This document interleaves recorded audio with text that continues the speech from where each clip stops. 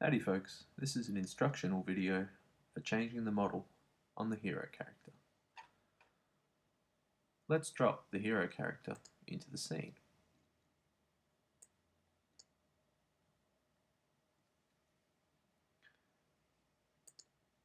Let's adjust the camera and make it orthographic.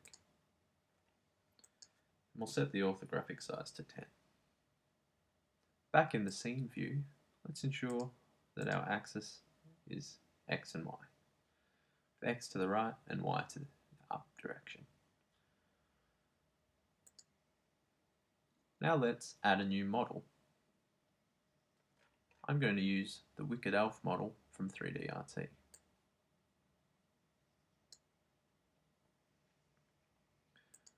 If we go to this model, we'll see that I've already set up some animations.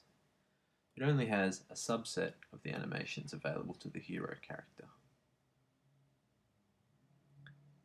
Let's disable the hero character. And now adjust the root position of the model so it lines up. Let's create some scenery by creating some cubes in the scene.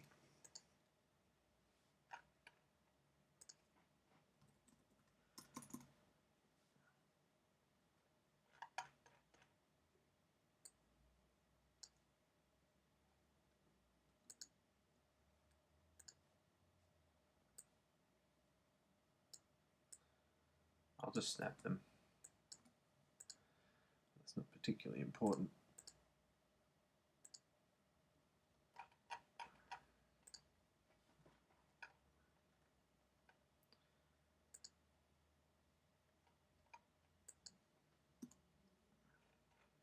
And we'll duplicate this. And again.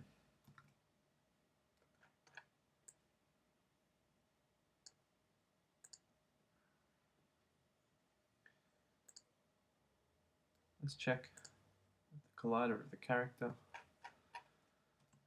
lines up, which it does. At this point, we should be able to play the scene. Now, of course, we have no animations set up.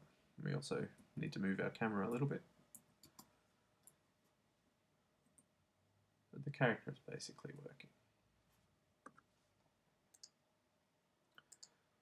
Let's just adjust the camera position a little.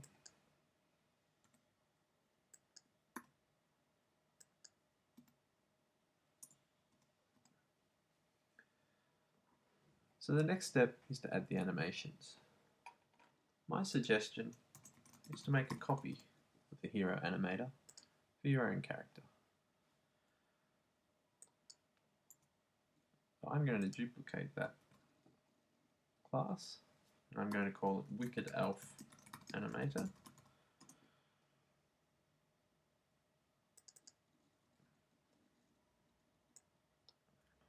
I'll have to shrink my window to fit.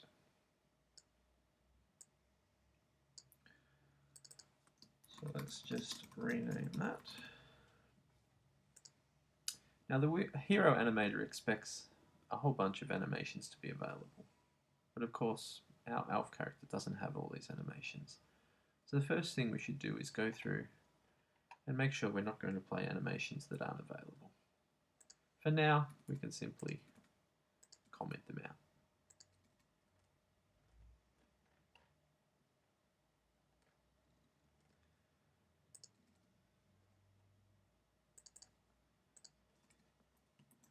In the case of Airborne, let's just play a fall animation.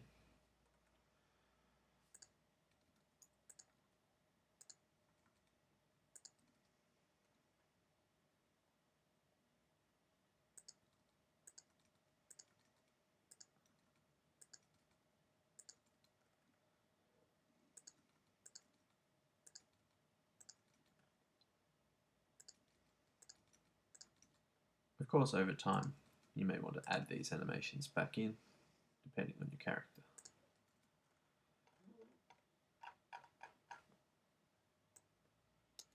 So let's save that and attach it to our character. We need to tell it which character to listen to, so we select our character. Pressing play, we'll see that our character is now animated, but we'll notice the animations going in the wrong direction. This is simply because the model that I'm using is aligned differently to the hero model. You could fix this by adding a transform between the hero character and the elves, but I'm going to do it in the code here as this comment suggests, simply by changing the value 90 to 270.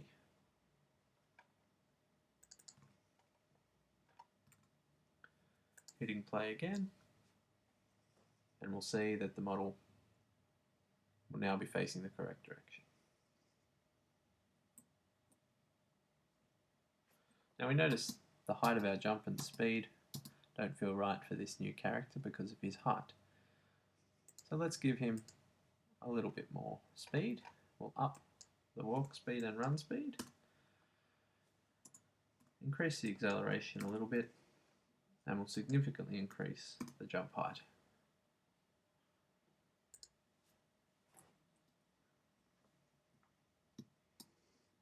The character's starting to feel a little more realistic now.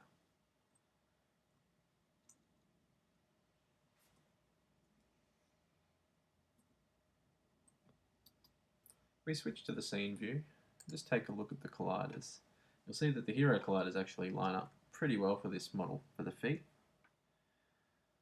but the side colliders could probably use a little bit of work. So let's edit those side colliders.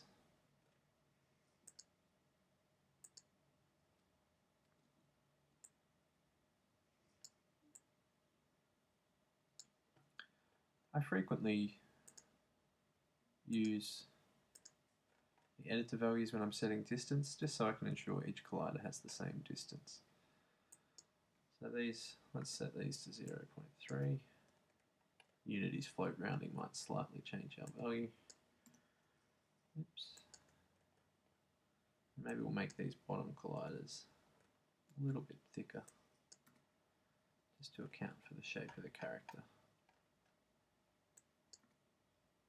Changing the wrong one.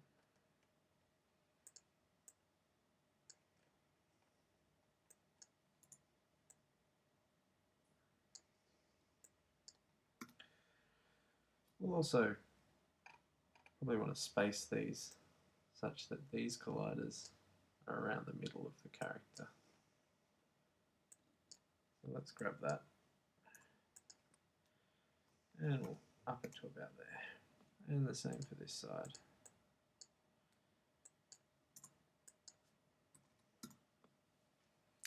Finally, we need to increase the distance a little bit on the head colliders.